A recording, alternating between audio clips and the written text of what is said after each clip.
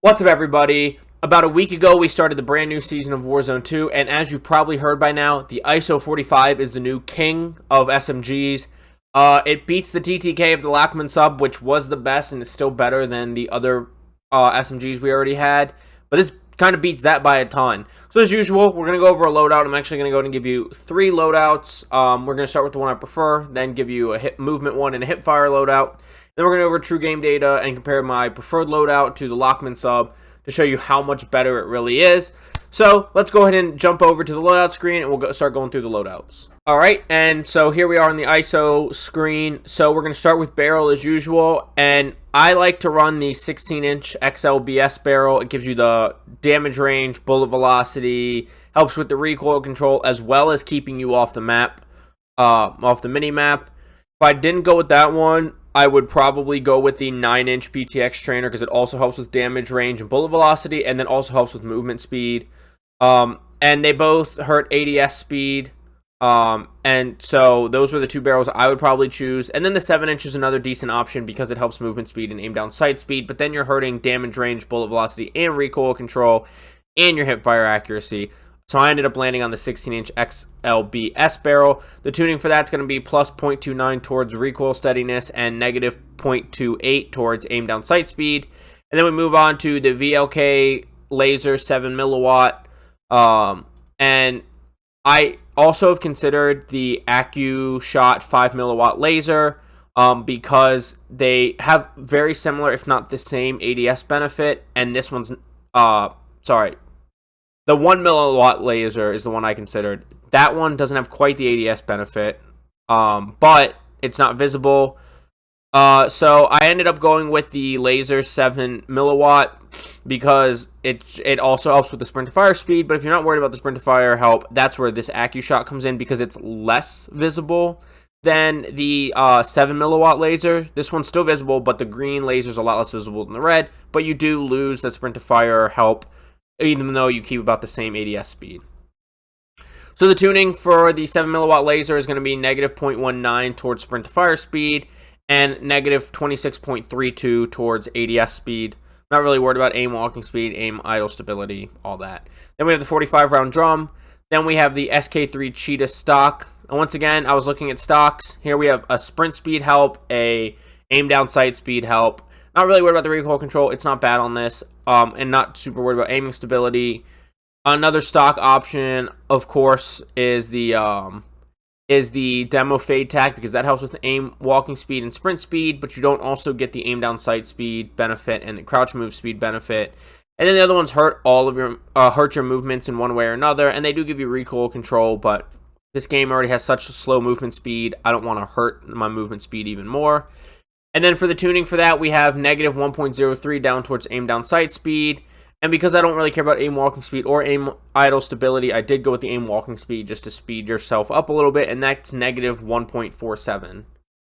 Then finally, we have the EXP shear rear grip. Once again, you can look at the rear grips. Don't worry about flinch resistance, so the stalwart's no good.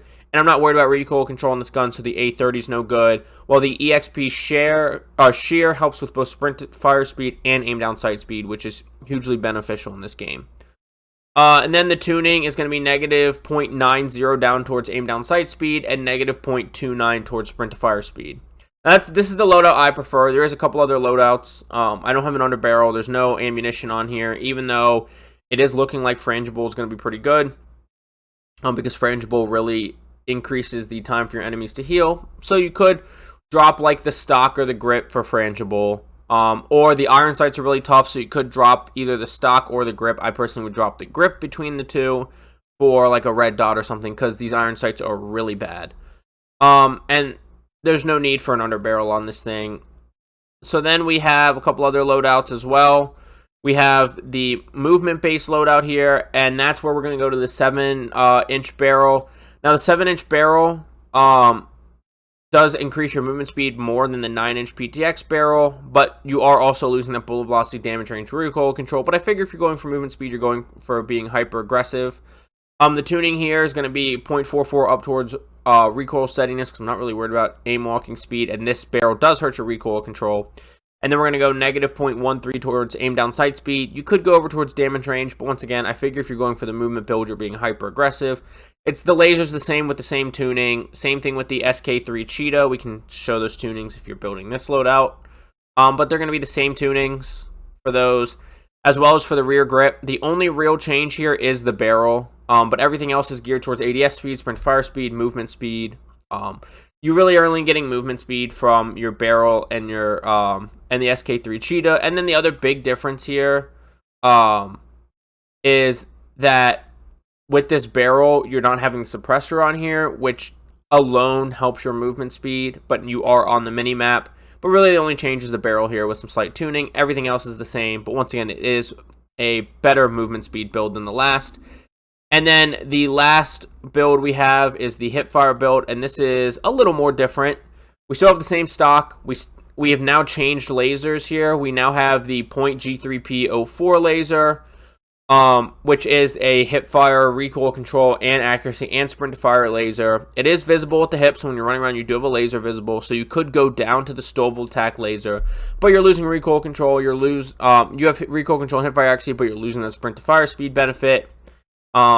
Where in exchange for being a little more stealthy. I personally don't think it's worth it. I want the sprint to fire speed benefit, especially for hipfire, where sprint to fire speed matters even more than when you're trying to ADS. And then we have the Cheetah again. We stuck with the Cheetah because, you know, we get the sprint speed, the crouch move speed, and so we're getting more movement benefits out of that. And then we switched to the pineapple underbarrel, whereas before we didn't have an underbarrel, but we ditched the rear grip because we don't care about ADS speed, which is the main thing we had that grip on there for, and we definitely don't care about an optic now because we're hip firing and 45 round drum, just like on everything. The tuning for the barrel is going to look like this. It's going to be plus 0.16 up towards recoil steadiness and plus 0.26 over to damage range. Hip fire, naturally, you're going to be a little less accurate, and you're not ADSing, so we focus on the damage range. The tuning for the G3P laser is 0.37 down to hip walking speed. That's just your normal walking speed, and we can't fire while sliding, so sliding hip fire accuracy is a nothing. And then we're helping hip spread. We're going plus 39.48 towards hip spread. You could go to sprint to fire, but because this is a hip fire build, we definitely want to reduce that hip spread. Then we're going with the same tuning on the Cheetah stock. It's the exact same tuning as before. Aim down sight speed, aim walk steadiness doesn't really matter. There's nothing really to tune for there, but hey, you might ADS sometimes, so go with the ADS speed, but that's the same. And then aim idle stability, same thing. Aim walking speed, same thing. There's kind of nothing there for us to tune. And then the pineapple underbarrel hip walking speed, I went to 0.26. There's not a whole lot of hip fire recoil in this game, period. So hip walking speed, negative 0.26. And then hip fire accuracy, especially because we're not ADSing, is plus 0.34. And that's the tuning for that. So those are the three loadouts. Just as a reminder, my favorite loadout is going to be this ISO here with the 16-inch barrel, the VLK laser 7 milliwatt, the SK3 Cheetah stock, the EXP shear rear grip, and the 45-round drum. But now I'm going to go over to True Game Data and prove that this thing is the king. If you just needed loadouts, I appreciate you watching this video, whether you clicked around, stayed until this point. But if you want to see some data comparison, we are going to hop over to True Game Data right now. All right, now we're over on True Game Data. As you can see, the ISO 45 is exactly how I just showed it built. And then the Lockman sub is how I'm running it. The VOK 7 laser, the Falcon barrel, the 50-round drum, and then the TCG rear grip. I have the stockless mod. Other people have a different mod. And then some people are running the ammo types, blah, blah, blah. So if we look at stats here, this is 300 health to the chest. The red is the ISO 45. So at 0 meters, at its fastest time to kill, it's 72 milliseconds faster.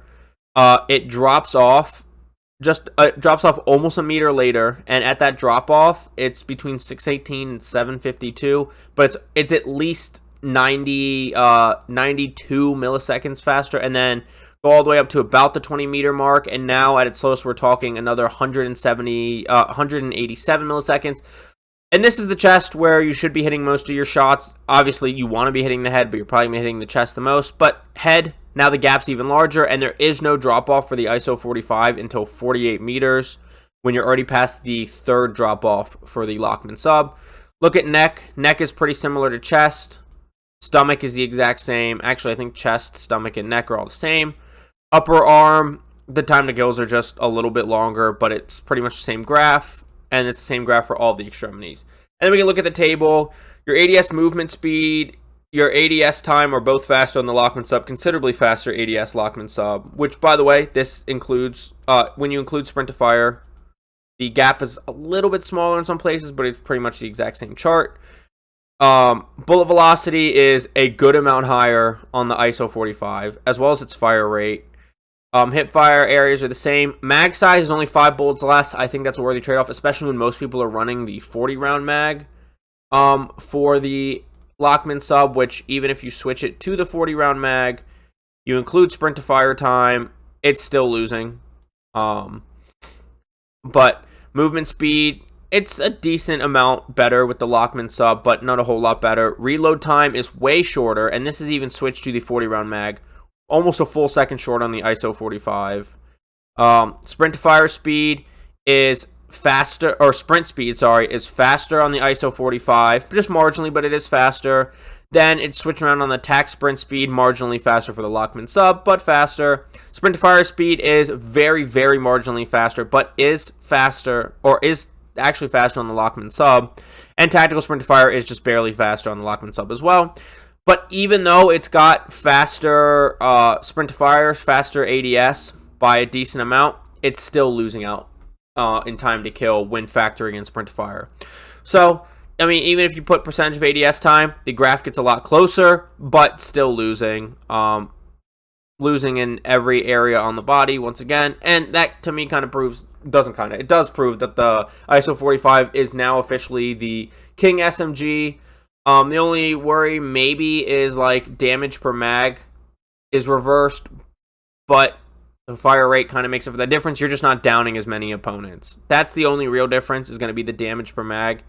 And actually, I'm reading this chart wrong. The ISO 45 does have more damage per mag and more damage per second. So it is just better in every single way except for ADS speed and sprint to fire speed, which are marginally better on the sprint to fire speed front. But that's it. That's the ISO 45. That's why it's the king. Thank you so much for watching. If you want to see me mess around with it live and stuff, you want to see me try out a gun, see if it's better, my Twitch is linked down below. Come in the chat, say hey, let me know what you're looking for. I'll try to do it on stream. And all my other socials are linked down below, so please feel free to follow me, visit me, comment, whatever on other socials. I do appreciate any interaction, and I try to always interact back. And please don't forget to like, subscribe, hit that notification bell so you know when I upload more videos. Might do some meta videos, which I haven't done since like Warzone 1 and the beginning of Warzone 2. And let me know down below in the comments what you think of the ISO 45. You got it leveled up. Is it your favorite gun? What do you think of it? Let me know down below, and I will see you on Vondel and in Ranked. Get frying. Have a good day.